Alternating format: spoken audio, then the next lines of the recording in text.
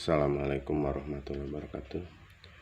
Sekarang kita lanjutkan mengenai bentuk permukaan cat cair atau yang biasa disebut dengan meniskus. Nah, bentuk permukaan cat cair ada dua, yaitu permukaannya cekung atau cembung jika cat cair itu berada dalam sebuah. Nah, misalkan gini, bentuk permukaan cekung jika memenuhi syarat sebagai berikut: gaya adhesi lebih besar daripada gaya tarik-menarik antara partikel dengan dinding lebih besar dibanding gaya tarik-menarik antara, sehingga bentuk permukaannya seperti ini. Kemudian yang kedua, sudut kontaknya atau theta lebih kecil dari 90. Nah, yang disebut sudut kontak adalah sudut yang dibentuk oleh permukaan cat cair dengan bidang singgung dinding kaca. Ini adalah sudut kontaknya. Sudut kontaknya lebih kecil dari 90. Karakternya air membasah. Yang kedua, bentuk permukaan akan cembung jika memenuhi syarat sebagai berikut. Kalau ada kohesi, nah sekarang adhesi lebih kecil daripada, kemudian sudut kontaknya 90 derajat. Contohnya adalah air raksa tidak dinding. Kalau ini tadi air membasahi dinding, permukaan yang cekung. Kalau untuk yang cembung, contohnya air raksa tidak membasahi dinding. Terus fenomena lain lagi untuk model yang ini adalah kalau air di atas daun talas, butiran-butiran air di atas daun talas itu tidak membasahi daun talas dan dia akan berbentuk cembung bahkan lingkar. Selanjutnya di sini ada yang disebut dengan kapilaritas. Kapilaritas adalah gejala naik atau turunnya cat cair di dalam pipa. Jadi misalkan gini, terhadap misalnya ada air di dalam wadah, kemudian kita masukkan pipa kecil atau yang bernama pipa kapiler ke dalam cat cair. Nah, maka akan terjadi seperti ini. Jika cat cairnya adalah air, maka permukaannya akan cekung dan naik. Ya, di dalam pipa air akan naik. Kemudian kalau di dalam itu kita kasih air, maka justru akan turun dari permukaannya. Nah, ini adalah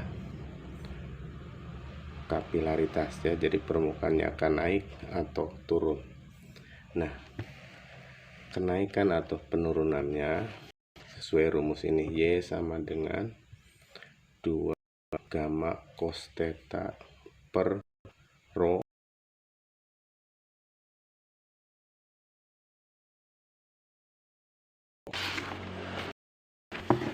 Nah, di sini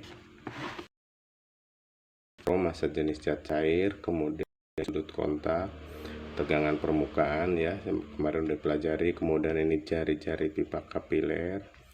Y adalah tinggi kenaikan atau penurunan cairan dalam pipa kapiler. G gravitasi. Kapilaritas adalah dalam kehidupan sehari dapat dijumpai pada naiknya tanah pada sumbu lampu atau kompor. Nah, sekarang kita lihat contoh soal. Pembuluh silem pada tanaman mempunyai jari-jari 0,01 mm. Jika suhu air kemudian sudut kontaknya 0 derajat, gravitasinya 10 meter per sekon kuadrat, dan tegangan permukaannya 72,8 kali 10 pangkat min 3 Newton per meter, maka tingginya kenaikan air pada pembuluh akibat adanya kapilaritas adalah H sama dengan 2 gamma cos theta per rho R ya. Sehingga kita masukkan 2, ini 72 dari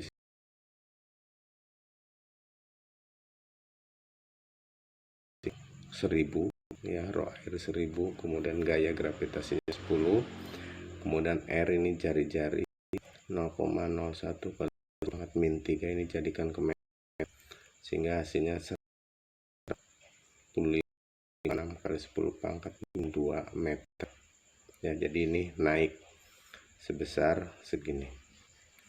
Kemudian contoh soal yang kedua,